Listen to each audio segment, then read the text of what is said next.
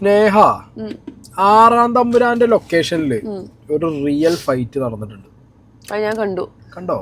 എന്താ ഈ കണ്ടേ? നമ്മുടെ പ്രശസ്ത താരമാണ് മെയിൻ കഥാപാത്രം താരം രഞ്ജിത്തേ. നമ്മുടെ രഞ്ജിത്തേട്ടനെ. അതങ്ങനെയല്ല സ്നേഹ, നിനക്ക് കുറച്ചുകൂടി ബഹുമാനം വേണം. ബഹുമാനം, ഭയങ്കര ബഹുമാനമുള്ള ആളാണ്. നല്ല ബഹുമാനം. മനസ്സിലായോ സ്നേഹിക്ക്? മനസ്സിലായി സാറേ. ആലപ്പി അഷ്റഫിന്റെ യൂട്യൂബ് ചാനൽ. ആലപ്പി അഷ്റഫിനെ എല്ലാവർക്കും അറിയുമായിരിക്കും. ഡയറക്ടർ, പ്രൊഡ്യൂസർ, എല്ലാ മേഖലകളിലും അദ്ദേഹം കൈവച്ചിട്ടുണ്ട്.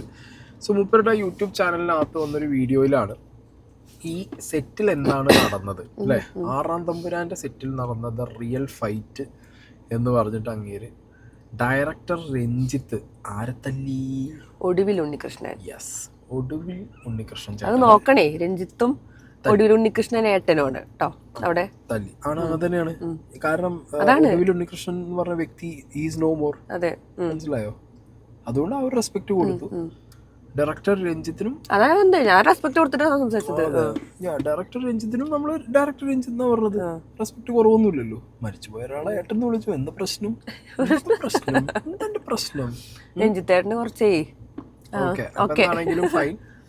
അപ്പോ അതില് ടൈറ്റിൽ ഇങ്ങനെ കൊടുത്തേ, അടിച്ച അടി ഇന്ന് രഞ്ജിത്തിനെ തിരിച്ചടിക്കുന്നു, കാലം ഒന്നിനും കണക്ക് ചോദിക്കാതിരിക്കില്ല. ഓക്കെ, ഇതാണ് സംഗതി. കർമ്മ കർമ്മ കർമ്മ കർമ്മ കർമ്മ. അപ്പൊ എന്താണ് ആലപ്പി അഷ്റഫ് എന്ന സെറ്റിൽ വെച്ച് കണ്ടത് എന്നുള്ളത് നമുക്ക് ചെറുതായിട്ടൊന്ന് നോക്കാം. അപ്പോൾ ആലപ്പി അഷ്റഫിന്റെ യൂട്യൂബ് ചാനലിന്റെ പേര് കണ്ടതും കേട്ടതും. പിന്നെ കേട്ടതും തന്നെയാണല്ലോ പറയാ. അല്ല, അദ്ദേഹം ഇപ്പോഴും ആക്റ്റീവ് ആയിട്ടുള്ള ഒരാളാണ് ഫിലിം ഇൻഡസ്ട്രിയിൽ. Okay, let's start. കേൾക്കാം. രഞ്ജിത്ത് എന്ന എഴുത്തുകാരനെ ഞാൻ ആദ്യമായി മദ്രാസിൽ വെച്ച് കാണുമ്പോൾ വളരെ ആകർഷണീയമായ സ്വഭാവ സവിശേഷതകളുള്ള ഒരു ചെറുപ്പക്കാരനായിരുന്നു. എല്ലാവരോടും സ്നേഹപൂർവ്വം ചിരിച്ചുകൊണ്ട് സംസാരിക്കുന്ന ഒരു ചെറുപ്പക്കാരൻ, എല്ലാവരോടും എളിമയോടെയും പരസ്പര ബഹുമാനത്തോടെയും ഇടപഴകുന്ന ഒരാൾ, അതിലുപരി ഉന്നത വ്യക്തിത്വമുള്ള ഒരു കലാകാരൻ. അദ്ദേഹത്തിന്റെ ചിത്രങ്ങളെല്ലാം എഴുത്തിലായാലും സംവിധാനത്തിലായാലും തന്റേതായ കയ്യൊപ്പ് ചാർത്തിയവയായിരുന്നു. മറ്റുള്ള ചിലരെ പോലെ അന്യഭാഷാ ചിത്രങ്ങളെ ഒരിക്കലും അദ്ദേഹം ആശ്രയിച്ചിട്ടുമില്ല. അങ്ങനെ മറ്റുള്ളവർക്ക് അസൂയ തോന്നും വിധം അദ്ദേഹം വിജയത്തിന്റെ ഓരോ പടവുകളും ചവിട്ടിക്കയറി. മോഹൻലാലിന്റെ ആരാധകർക്ക് ആവേശമുളവാക്കിയ ചിത്രങ്ങളായിരുന്നു ദേവാസുരം, ആറാം തമ്പുരാൻ, നരസിംഹം തുടങ്ങിയ ഒരുപിടി ചിത്രങ്ങൾ. ഇതിന്റെ എല്ലാം പിന്നിൽ കരുത്തനായ രഞ്ജിത്തായിരുന്നു. രഞ്ജിത്ത് അങ്ങനെ വിജയത്തിന്റെ വെന്നിക്കൊടി പാറിച്ചു കൊണ്ടിരിക്കുമ്പോൾ തന്നെ അദ്ദേഹത്തിന്റെ സ്വഭാവത്തിന് പരിണാമങ്ങൾ സംഭവിച്ചുകൊണ്ടേയിരുന്നു. പഴയ സ്നേഹവും പുഞ്ചിരിയുമൊക്കെ മാറി മുഖത്ത്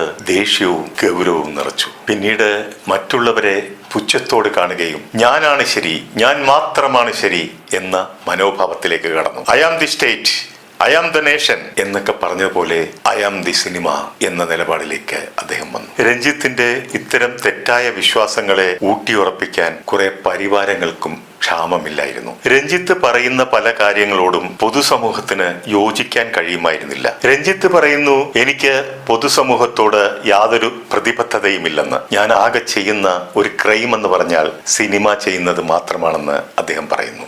സിനിമ ചെയ്യുന്നത് ഒരു ക്രൈമായിട്ടാണ് രഞ്ജിത്ത് കാണുന്നത്. ഈ അഭിപ്രായത്തോട് പല വിയോജിപ്പുകളും പല ഭാഗത്തു നിന്നും ഉയർന്നു. അങ്ങനെ അഹങ്കാരം തലക്ക് പിടിച്ച് മൂർധന്യാവസ്ഥയിൽ നിൽക്കുന്ന സമയത്താണ് ചലച്ചിത്ര അക്കാദമിയുടെ ചെയർമാനായി സ്ഥാനമേൽക്കുന്നത്. ചലച്ചിത്ര അക്കാദമിയിൽ ചാർജ് എടുത്ത രഞ്ജിത്ത് പിന്നീട് വരിക്കാശ്ശേരി മനയിലെ തമ്പ്രാനായി അങ്ങ് മാറി. മൊത്തത്തിൽ കിളിപോയെന്ന് പറഞ്ഞാൽ മതിയല്ലോ. ഒരു കാലത്ത് രഞ്ജിത്തിനെ ഏത് വേദിയിലേക്കും കരഘോഷങ്ങളോടെ സ്വീകരിക്കാറുണ്ടായിരുന്ന ജനങ്ങൾ പിന്നീട് രഞ്ജിത്തിനെ വലിയ കൂക്കുവിളിയോടെ എതിരേൽക്കാൻ തുടങ്ങി. IFFKയുടെ പരിപാടിയിൽ ചലച്ചിത്ര അക്കാദമി ചെയർമാനെ കൂക്കുവിളിയോടെ ജനം എതിരേറ്റപ്പോൾ ആ കൂക്കുവിളിക്കാരെ ഉപമിച്ചത് തന്റെ വീട്ടിലെ കൊടിച്ചിപ്പട്ടിയോടാണ്. അവിടെ മുതൽ അദ്ദേഹം ഓരോരോ പരാജയങ്ങൾ ഏറ്റുവാങ്ങാൻ തുടങ്ങി. ആരാധകർ കൈവിട്ടു. ഏകാധിപത്യ പ്രവണതയ്ക്കെതിരെ ചലച്ചിത്ര അക്കാദമിയിൽ അദ്ദേഹത്തിനെതിരെ എതിർ ശബ്ദമുയർന്നു. അവരും കൈവിട്ടു. അപ്പോഴേക്കും അദ്ദേഹത്തിന്റെ പേരിൽ പീഡന കേസുകൾ വന്നു. അന്നേരം ഗവൺമെന്റും അദ്ദേഹത്തെ കൈവിട്ടു. ഓക്കെ, എന്താണെങ്കിലും എല്ലാവരും കൈവിട്ട് കോടതിയിൽ കേസും കാര്യങ്ങളൊക്കെ നടക്കുകയാണ്. നമ്മൾ അതിനെക്കുറിച്ച് എന്താ പറയാ, ഒരു ഫൈനൽ വേർഡിക്റ്റ് ഒന്നും ആരും പറയുന്നില്ല.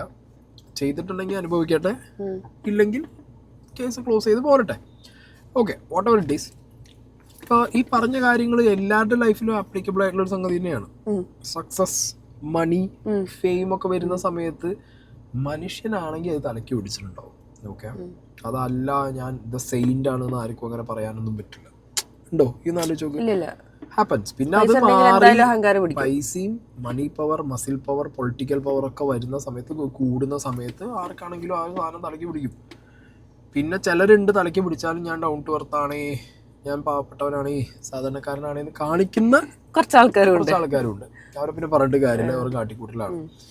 ഞാൻ പറഞ്ഞല്ലോ, ഇതൊക്കെ ആലപ്പി അഷ്റഫ് പറയുമ്പോൾ പെട്ടെന്ന് ആളുകൾക്ക് കണക്ട് ആവും. കാരണം രഞ്ജിത്തിന്റെ ആക്ടിവിറ്റീസ്, പല കാര്യങ്ങളും ഈ സമയങ്ങളിലൊക്കെ ഉള്ളത് ഒരു മാടമ്പി സ്റ്റൈൽ ഓഫ് സംഗതി. അതായത് അയാൾ എടുത്തു വെച്ച സിനിമകളിലെ നായകനെ പോലെ തന്നെ ഉള്ള ഒരു ആക്ടിവിറ്റീസ് ഒക്കെ അയാൾ ചെയ്തത് കൊണ്ട് തന്നെ ആളുകൾ ഭയങ്കരമായിട്ട് അയാൾ ഒപ്പോസ് ചെയ്തിട്ടുണ്ട്. അതുകൊണ്ട് മലയാളികൾക്ക് അത് പെട്ടെന്ന് കണക്ട് ആവും ചെയ്യും. ഞാൻ എഴുതിയപ്പോ ക്യാരക്ടറൊക്കെ അയാളുടെ മേലെ ആവാഹിക്കപ്പെട്ടു തോന്നുന്നു. അപ്പൊ എന്താണെങ്കിലും ഡയറക്ഷൻ ഒന്നും പറയാനില്ല, കാരണം എടുത്തു വെച്ച സിനിമകളുടെ ലിസ്റ്റ് സിനിമകളൊക്കെ അടിപൊളിയാണ്. സോ വർക്കിന്റെ കാര്യത്തിലൊന്നും പറയാനില്ല. പേഴ്സണലി ഇപ്പൊ ഈ പറഞ്ഞ പോലെ മാടമ്പിത്തരം കയറിയപ്പോ ആരാണെങ്കിലും വീണ് പോകും. ഓക്കെ, അപ്പൊ അതിലൊന്നും നമ്മളൊന്നും പറയല്ല. ഈ പറഞ്ഞതിനോടൊക്കെ നമ്മൾ ഓക്കെയാണ്. നെക്സ്റ്റ് ആണ് എന്ത് വരുന്നത്, ഈ അടി കാര്യം പറയുന്നത്. ആറാം തമ്പുരാൻ എന്ന സിനിമയുടെ ഷൂട്ടിംഗ് ലൊക്കേഷനിൽ ഏതാനും നാളുകൾ ഞാൻ ഉണ്ടായിരുന്നു. ഞാൻ അതിലൊരു ചെറിയ വേഷവും ചെയ്തിട്ടുണ്ട്. ഒരിക്കൽ നമ്മുടെ യശശരീരനായ ഒടുവിൽ ഉണ്ണികൃഷ്ണൻ അദ്ദേഹം രഞ്ജിത്തിനോട് എന്തോ ഒരു തമാശ പറഞ്ഞു. മദ്യപിച്ച് അഹങ്കാരം തലയ്ക്ക് പിടിച്ചു നിന്നിരുന്ന രഞ്ജിത്തിന് ആ തമാശ ഇഷ്ടപ്പെട്ടില്ല. അദ്ദേഹം ഉടൻ ആ വയോവൃദ്ധന്റെ ചെവിക്കല്ല് നോക്കി ഒരൊറ്റ അടിയാണ് അടിക്കുന്നത്. ആ അടി കൊണ്ട് ഒടുവിൽ ഉണ്ണികൃഷ്ണൻ കറങ്ങി നിലത്ത് വീഴുകയാണ്. നിരവധി രോഗങ്ങൾക്ക് മരുന്ന് കഴിക്കുന്ന ആരോഗ്യമില്ലാത്ത ഒടുവിൽ ഉണ്ണികൃഷ്ണൻ അദ്ദേഹത്തെ എല്ലാവരും കൂടി പിടിച്ചെഴുന്നേൽപ്പിക്കുമ്പോൾ അദ്ദേഹത്തിന്റെ കണ്ണ് കാണാൻ പറ്റാതെ നിൽക്കുന്ന അവസ്ഥയിൽ അദ്ദേഹം നിറകണ്ണുകളോടെ നിൽക്കുന്നു. അത് എല്ലാവർക്കും വലിയ ഷോക്കായി പോയി. രഞ്ജിത്തിന്റെ ഈ പ്രവൃത്തിയോട് പലരും എതിർപ്പ് പ്രകടിപ്പിച്ചെങ്കിലും രഞ്ജിത്ത് അതൊന്നും മൈൻഡ് ചെയ്തില്ല. ഒടുവിൽ ഉണ്ണികൃഷ്ണൻ തനിക്കേറ്റ അടിയുടെ ആഘാതത്തിൽ അദ്ദേഹം മാനസികമായിട്ടും തകർന്നുപോയി. അദ്ദേഹത്തിന്റെ പിന്നീടുള്ള ഓരോ ദിവസങ്ങളും ഞാൻ ശ്രദ്ധിച്ചിരുന്നു, കളിയും ചിരിയും എല്ലാം മാഞ്ഞിരുന്നു. ആകെ ഒരു മ്ലാനതയിലായിരുന്നു അദ്ദേഹം ഉണ്ടായിരുന്നത്. ഈ അടിയോടൊപ്പം അദ്ദേഹത്തിന്റെ ഹൃദയവും തകർന്നുപോയി. ഒടുവിലാന്റെ കളിയും ചിരികളും എല്ലാം മാഞ്ഞു. അദ്ദേഹം സെറ്റിൽ വന്നാൽ വളരെയധികം തമാശ പറയുന്ന ഒരാളായിരുന്നു, ചിരിക്കുന്ന ആളായിരുന്നു, എല്ലാവരെയും രസിപ്പിക്കുന്ന ആളായിരുന്നു. അതൊന്നും പിന്നീട് ഞാൻ കണ്ടിട്ടില്ല. അതിൽ നിന്നും മോചിതനാകാൻ ഏറെ നാൾ എടുത്തു എന്നുള്ളതായിരുന്നു സത്യം. ഞാനിവിടെ ഇത് തുറന്നു പറയാൻ കാരണം ഒടുവിൽ ഉണ്ണികൃഷ്ണൻ എന്ന വയോവൃദ്ധന്റെ ആ സംഭവം എന്റെ മനസ്സിനെ വല്ലാതെ വേദനിപ്പിച്ചിരുന്നു. മാത്രമല്ല, ഇനി വരുന്ന തലമുറയ്ക്ക് വിജയവും പ്രശസ്തിയും ഒക്കെ കൈവരിക്കുമ്പോൾ അഹങ്കാരം തലയ്ക്ക് പിടിച്ച് ഇത്തരം പ്രവൃത്തികൾ ചെയ്യാതിരിക്കട്ടെ എന്നുള്ളൊരു സന്ദേശം കൂടിയാണ് ഞാൻ നിങ്ങൾക്ക് നൽകുന്നത്. ഞാൻ ഒരു കാര്യം പറയുന്നത്, ഈ സിറ്റുവേഷൻ കണ്ടവരില്ല. ഈ വ്യക്തിയാണ് ഇത് കണ്ടു എന്ന് പറഞ്ഞിട്ട് അത് എക്സ്പ്ലെയിൻ ചെയ്യുന്നത്. ഒടുവിൽ ഉണ്ണികൃഷ്ണൻ ഈ സിനിമയിൽ അഭിനയിക്കുന്ന സമയത്ത് അത്യാവശ്യം ഏജ്ഡ് ആണ്. ഓക്കെ, രഞ്ജിത്ത് അത്ര ഏജ്ഡ് അല്ല. ഡയറക്ടർ, ആക്ടർ മദ്യപിക്കുന്ന സമയത്ത് ഇത് പറഞ്ഞിട്ടുണ്ട്. സോ ഓബിയസ്ലി നമുക്കൊരു സെന്റിമെന്റ്സിന്റെ മുകളിൽ, ഓക്കെ, ഞാൻ നേരത്തെ പറഞ്ഞ മരിച്ച വ്യക്തിക്ക് നമ്മൾ റെസ്പെക്ട് കൊടുക്കുന്നു. ബട്ട് ആ വ്യക്തിയുടെ എന്തെങ്കിലും ഒരു വാക്ക് പ്രൊവോക്കിംഗ് ആയിരുന്നു, സംസാരം പ്രൊവോക്കിംഗ് ആയിരുന്നു എന്നുള്ളതിനെ കുറിച്ചിട്ട് ആർക്കും ഒരു ക്ലാരിറ്റി ഇല്ല. ഒടുവിൽ ഉണ്ണികൃഷ്ണൻ എന്ന് പറഞ്ഞ വ്യക്തി അതുകൊണ്ട് പറയുന്നേക്ക് മദ്യലഹരിയിലാണ്, മദ്യത്തിന്റെ മുകളിലാണ്. ഇവരെല്ലാം മദ്യത്തിന്റെ മുകളിലാകുമ്പോൾ മനുഷ്യന്റെ അവസ്ഥ എന്താ അല്ലേ? വയലൻസിനെ നമ്മൾ ഒട്ടും എന്ത് ചെയ്യുന്നില്ല. രണ്ട് സൈഡും പറയണം, മനസ്സിലായി? എനിക്ക് രണ്ട് കാര്യവും സംസാരിക്കണം. ഞാൻ പറയുന്ന ഫസ്റ്റ് കാര്യം ഞാൻ പറയുകയാണ്. ഞാനിതിൽ കുറേ പേര് വീഡിയോ ചെയ്തു, അഭിപ്രായം പറഞ്ഞും കണ്ടു. കംപ്ലീറ്റ്ലി ഈ പറഞ്ഞ പോലെ രഞ്ജിത്ത് എന്താണ് മാടമ്പി, അങ്ങനെ എല്ലാം ഓക്കെ ഫൈൻ. കാരണം രഞ്ജിത്തിന്റെ ഒരു സ്വഭാവം വെച്ചിട്ട്, രഞ്ജിത്ത് ഇത്ര കാലം ഈ അടുത്ത കാലത്തൊക്കെ കാണിച്ചു കൂട്ടിയ മാടമ്പിത്തരം വെച്ചിട്ടും ഇപ്പോഴുള്ള കേസും കാര്യങ്ങളൊക്കെ വെച്ച് നോക്കുമ്പോഴും ഒരു 99% ആളുകളും രഞ്ജിത്തിന്റെ ഈ ഒരു സംഗതി എന്താണെങ്കിലും ആക്സെപ്റ്റ് ചെയ്യും. ഓൻ അത് ചെയ്യും, അയാൾ അത് കാണിക്കും, 25 കൊല്ലം മുന്നേ അത് കാണിക്കും എന്നുള്ള കാര്യം പറയും. കാരണം അങ്ങനെയാണ്. കാരണം ഇപ്പൊ ഈ ആലപ്പി അഷ്റഫ് പറഞ്ഞ പോലെ അയാളുടെ സിനിമകളുടെ ഏറ്റവും പ്രൈം ഫേസിൽ നിൽക്കുന്ന സമയത്ത് അയാൾക്ക് ആ ഡയറക്ടർ പ്ലസ് സക്സസ് എന്ന് പറഞ്ഞ സാധനം തലയ്ക്ക് പിടിക്കുമ്പോൾ അയാൾക്ക് എന്ത് ഇങ്ങനെ ഒടുവില്, മനസ്സിലായോ? ആ സംഗതി തലയ്ക്ക് പിടിച്ചതായിരിക്കാം. പക്ഷെ ഞാൻ പറയാം, ഒരു ചാൻസ് ഞാൻ പറയാം, മേ ബി കാരണം വെള്ളഭൂഷൺ ആളുകൾ ഇറങ്ങിയിട്ടുണ്ട്, അവരുടെ പോയിന്റ് ഇതാണ്. രഞ്ജിത്തിന് വെള്ളഭൂഷൺ ഇറങ്ങിയ ആളുകളുടെ പോയിന്റ് ഇതാണ്. അതാണ് ഞാൻ എടുത്തു പറഞ്ഞത്. ഓക്കെ, നമ്മൾ as A common man Ranjith എന്ന് പറഞ്ഞ വ്യക്തിയെ നമ്മൾ റീലിലാണ് കണ്ട, റിയൽ നമുക്ക് അറിയില്ല. പക്ഷെ റീലിൽ കണ്ട രഞ്ജിത്ത് ആണെങ്കിൽ പോലും നേരത്തെ പറഞ്ഞ പോലെ അതിഭീകരമായ വാടമ്പിത്തരം അഹങ്കാരം കാണിക്കുന്നതായിട്ട് നമുക്ക് ഫീൽ ചെയ്തിട്ടുണ്ട്. എനിക്ക് ഫീൽ ചെയ്തിട്ടുണ്ട്. നടക്കോ? കുറെ ഇൻസിഡൻസ് നമ്മൾ തന്നെ ഞാൻ തന്നെ സിനിമയിലെ ക്യാരക്ടറൊക്കെ ഇഷ്ടമായിരുന്നു. പിന്നെ അല്ലാത്ത കുറച്ച് സ്റ്റേജ് ഷോയിൽ കാണിക്കുന്ന പെർഫോമൻസ് ഒന്നും എനിക്ക് ഇഷ്ടമല്ല. സ്റ്റേജ് ഷോയിലല്ല, പല സ്റ്റേജുകളിൽ ഷോ അല്ല, സ്റ്റേജുകളിൽ. പക്ഷെ ഇത് നമുക്ക് വിശ്വസനീയമാണോ എന്തോ എന്ന് നമുക്കറിയില്ല. ഇവരാണ് പറഞ്ഞത്, നമുക്ക് അതിനൊരു തെളിവും കാര്യങ്ങളൊന്നുമില്ല. പക്ഷെ ചെയ്തിട്ടുണ്ടെങ്കിൽ അത് പരമചരിത്രമാണ്. ചെറ്റത്തരത്തിന് ചെറ്റത്തരാണ്. വേറെ കാര്യമുണ്ട്, ആലപ്പി അഷ്റഫിന്റെ വീഡിയോനടിയിൽ ഏറെ പോയത് ശരിക്കും ആരാ? രഞ്ജിത്തല്ല. എനിക്ക് തോന്നി, ഞാനത് ആലോചിച്ചു, എന്ത് ചെയ്തു why mister Lal not reacted. Okay, പിന്നെ കുറെ സ്റ്റോപ്പ് അത് ചെയ്തിട്ടുണ്ട്. അപ്പൊ ആണും പെണ്ണും കേട്ടവൻ മോഹൻലാൽ അവിടെ ഉണ്ടായിരുന്നില്ലെന്ന് ചോദിക്കാൻ എന്നിട്ടൊരുത്തരും ചോദിച്ചു you should have revealed it before. അതല്ല, അതിലൊക്കെ ലാലേട്ടന്റെ പേരുകൾ സംഗതി പറയുന്നുണ്ട്. പിന്നെ കുറച്ച് മുന്നേ റിവീൽ ചെയ്തുകൂടായിരുന്നില്ലേ? യൂട്യൂബ് റവന്യൂക്ക് വേണ്ടിയിട്ടാണോ, ലൈക്കിനും ഷെയറിനും സബ്സ്ക്രൈബേഴ്സിനും വേണ്ടിയിട്ടാണോ എന്നുള്ള കമന്റ് ബോക്സിലെ ചോദ്യങ്ങൾ തന്നെ അതുപോലെ ഉന്നയിച്ച് വേറൊരാൾ വന്നിട്ടുണ്ടാ. ഓക്കെ, അതായത് എന്തുകൊണ്ട് ഈ പറഞ്ഞ ലാൽ അടക്കമുള്ളവർ അല്ലെങ്കിൽ ആ സെറ്റിന് ഒരുപാട് ആളുകൾ ഉണ്ടായിരുന്നു. ഓക്കെ, അവരാരും ഈ ഒരു വിഷയത്തിൽ റിയാക്ട് ചെയ്തില്ല. അല്ലെങ്കിൽ അവിടെ നടന്നത് എന്താണ്? ആലപ്പി അഷ്റഫ് ഇപ്പോൾ വെറും യൂട്യൂബിന് വേണ്ടി മാത്രം ഇങ്ങനെ ഒരു കോണ്ടന്റ്, അത് പഴയ സംഭവം എടുത്തുകൊണ്ടുവന്ന് പറഞ്ഞതാണെന്നാണ് എം പത്മകുമാർ. അല്ല, അതിപ്പോ ഇനി എല്ലാവർക്കും പറയാം. ഇനിയിപ്പോ എന്ത് കാര്യങ്ങൾ യൂട്യൂബിലൂടെ പറഞ്ഞു കഴിഞ്ഞാൽ പറയും അത് ഇതിന് വേണ്ടിയിട്ടാണെന്ന രീതിയിൽ ഒരു ഓപ്പോസിറ്റ് ആൾക്കാർക്ക് ഡിപെൻഡ് ചെയ്യാം. ചലച്ചിത്ര സംവിധായകൻ എം പത്മകുമാർ. ഞാൻ സംവിധായകനാണ്, ഞാൻ കേട്ടിട്ടുണ്ട്. പത്മകുമാർ പറഞ്ഞ കാര്യങ്ങൾ വായിക്കുക. ഞാൻ എം പത്മകുമാർ ഒരു മലയാള ചലച്ചിത്ര സംവിധായകൻ എന്നറിയപ്പെടുന്നുണ്ടെങ്കിൽ അതിന് പിന്നിൽ ഒരുപാട് പേരുടെ പിന്തുണയും ആശംസകളും അകമഴിഞ്ഞ സ്നേഹവുമുണ്ട്. ഡോക്ടർ ബാലകൃഷ്ണനും ഹരിഹരൻ സാറും ശശിയേട്ടനും ഷാജിയേട്ടനും രഞ്ജിയും ഉൾപ്പെടെ. Not the point. രഞ്ജി എന്ന് ഞങ്ങൾ വിളിക്കുന്നത് രഞ്ജിത്തിനെയാണ്. മലയാള സിനിമയിൽ എൻ്റെ ഗുരുവും സുഹൃത്തും സഹോദരനും എല്ലാമാണ് രഞ്ജി. അത് ഏത് ദുരാരോപണങ്ങൾക്ക് അദ്ദേഹം ഇരയായാലും അങ്ങനെ തന്നെയാണ്. പിന്നിട്ട കാലങ്ങളെ മറയ്ക്കാൻ, മായ്ച്ചു കളയാനാവില്ലല്ലോ. രഞ്ജിത്ത് എന്ന സംവിധായകനുമേൽ എഴുത്തുകാരനുമേൽ ഉന്നയിക്കപ്പെട്ട കുറ്റച്ചാർത്തുകൾ കോടതികളുടെ പരിഗണനയിലാണ്. അതിന്റെ ശരിതെറ്റുകൾ കോടതിയും കായവും തെളിയിക്കട്ടെ, നമുക്ക് കാത്തിരിക്കാം. പക്ഷെ ഇപ്പോൾ ഏറ്റവും ഒടുവിൽ നികൃഷ്ടമായ മറ്റൊരു കുറ്റകൃത്യം കൂടി ഇതാ രഞ്ജിത്തിൽ ആരോപിക്കപ്പെട്ടിരിക്കുന്നു. അത് ഞാൻ ബഹുമാനിക്കുന്ന സംവിധായകൻ ശ്രീ ആലപ്പി അഷ്റഫിൽ നിന്നാണ്. അദ്ദേഹത്തിന്റെ സ്വന്തം യൂട്യൂബ് ചാനലിലൂടെയാണ് അദ്ദേഹം അത് ലോകത്തെ അറിയിച്ചത്. 6-ാം തമ്പുരാൻ എന്ന സിനിമയുടെ ലൊക്കേഷനിൽ ഉണ്ടായിരുന്ന കുറച്ച് സമയത്ത് അദ്ദേഹം സാക്ഷിയെ ഞെട്ടിക്കുന്ന സംഭവമാണ് വിഷയം. ഒടുവിൽ ഉണ്ണികൃഷ്ണൻ എന്ന കലാകാരനെ തിരക്കഥാകൃത്തായി രഞ്ജിത്ത് മർദ്ദിക്കുന്നു. രോഗിയായ ഒടുവിൽ താഴെ വീഴുന്നു, കരയുന്നു. 120-ലധികം വരുന്ന യൂണിറ്റ് മൊത്തം അതുകൊണ്ട് നിഷ്ക്രിയരായി നിൽക്കുന്നു, അദ്ദേഹം ഉൾപ്പെടെ. ഇതാണ് ആലപ്പി അഷ്റഫിന്റെ സാക്ഷിമൊഴി. 96-ൽ നടന്ന ഈ സംഭവത്തിൽ പ്രതികരിക്കാൻ ശ്രീ അഷ്റഫിന്റെ സ്വന്തം യൂട്യൂബ് ചാനൽ തുടങ്ങുന്ന 2024 വരെ കാത്തിരിക്കേണ്ടി വന്നു. അഷ്റഫ് കുറച്ച് സമയം ഉണ്ടായിരുന്ന 6-ാം തമ്പുരാൻ എന്ന സിനിമയിൽ മുഴുവൻ സമയം ഉണ്ടായിരുന്ന അസോസിയേറ്റ് ഡയറക്ടറായിരുന്നു ഞാൻ. അഷ്റഫ് പറഞ്ഞ പ്രസ്തുത സംഭവം സിനിമകൾ ഇല്ലാതായി കഴിയുമ്പോൾ വാർത്തകളുടെ ലൈംലൈറ്റിൽ തുടരാൻ വേണ്ടി ചില സിനിമാ പ്രവർത്തകർ നടത്തി പോരുന്ന യൂട്യൂബ് ചാനലുകൾക്ക് സബ്സ്ക്രിപ്ഷൻ കൂട്ടിക്കിട്ടാനുള്ള ഏതാനും തറവേലകളിൽ നിന്ന് മാത്രമാണ്. 6-ാം തമ്പുരാൻ എന്ന സിനിമയുടെ ലൊക്കേഷനിൽ ഏറെ സ്നേഹത്തോടെയും സൗഹൃദത്തോടെയും പരസ്പര ബഹുമാനത്തോടെയും കഴിഞ്ഞു പോകുന്ന രണ്ടുപേരാണ് ഒടുവിലും രഞ്ജിത്തും. ഷൂട്ടിംഗ് ഇല്ലാത്ത ഇടവേളകളിൽ സംഭവിക്കുന്ന സൗഹൃദ സദസ്സുകളിൽ ഒന്നുണ്ടായ ക്ഷണികമായ ഒരു കൊമ്പുകോർക്കൽ ഒടുവിലിന്റെ വാക്കുകൾ സഭ്യതയോടെ അതിര് കടക്കുന്നെന്ന് തോന്നിയപ്പോൾ രഞ്ജിത്ത് അത് തിരുത്തിയതും അത് ചെറിയൊരു കയ്യാങ്കളിയുടെ ഒക്കെ വരെ എത്തിയതും അല്പസമയത്തേക്കും എല്ലാം മറക്കുകയും പരസ്പരം ക്ഷമിക്കുകയും ചെയ്ത ഒരു ചെറിയ സംഭവമാണ് സാംസ്കാരിക കേരളത്തെ ഞെട്ടിക്കുന്ന ഒരു സ്ഫോടകാത്മക വാർത്തയായി അഷ്റഫ് അവതരിപ്പിക്കുന്നത്. അതും 28 വർഷങ്ങൾക്ക് ശേഷം. അന്ന് ആ സെറ്റിലുണ്ടായിരുന്ന ലാലേട്ടനും നിർമ്മാതാവ് സുരേഷ് കുമാറും സംവിധായകൻ ഷാജി കൈലാസും ഉൾപ്പെടെ ഈ അവസരങ്ങൾക്ക് വേണ്ടി മുട്ടുമടക്കാത്ത തലകുനിക്കാത്ത കലാകാരന്മാർ വരെ അഹങ്കാരികൾ എന്ന് സിനിമാ ലോകത്ത് വിശേഷിപ്പിക്കാറുണ്ട്. ആ വിശേഷണത്തെ സ്വന്തം തൊപ്പിയിൽ ഒരു തൂവലായി കൊണ്ട് നടക്കുന്നവയിൽ ഒരാളായിട്ടാണ് രഞ്ജിത്തിന്റെ വ്യക്തിപരമായി ഞാൻ കണ്ടിട്ടുള്ളത്. തെറ്റുകൾ പറ്റാം, കുറവുകൾ കണ്ടെത്താം, വിമർശിക്കാം. പക്ഷെ അവാസ്തവങ്ങൾ പ്രചരിപ്പിച്ച ആൾക്കൂട്ട കൈയടി വാങ്ങി ഇല്ലാതാക്കാമെന്ന് വിചാരിക്കരുത്. ചാനലിന്റെ റേറ്റിംഗ് കൂട്ടാൻ കുറച്ചുകൂടി മ്ലേച്ഛമായ മറ്റു വഴികൾ നമുക്ക് കണ്ടെത്താവുന്നുള്ളൂ.